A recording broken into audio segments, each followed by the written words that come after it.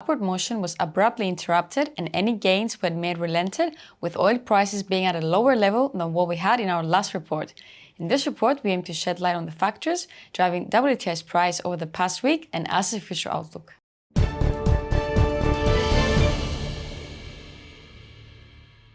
As the week began, market worries for the possible repercussions of the Israel conflict on the supply side of the oil market tended to ease, as hopes for a possible diplomatic solution may not have been dominant, yet were enhanced, allowing for oil prices to weaken.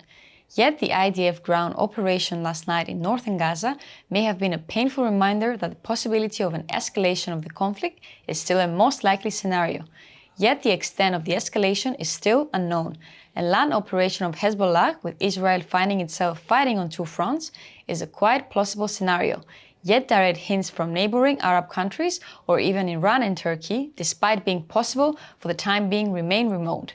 Yet the possibility of weaponization of oil seems to be increased and continues to stoke market worries for the supply side of the commodity at an international level. Should Israel's ground assault on Gaza finally start, and especially if it has mass casualties on behalf of Palestinian civilians, tensions are expected to escalate and thus intensify market worries and push oil prices higher.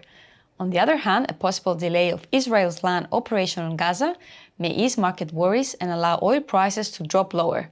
We view the situation as the main issue tantalizing the oil market currently. Yet, oil prices did not drop on Monday solely because market worries about the Israel conflict tended to ease somewhat.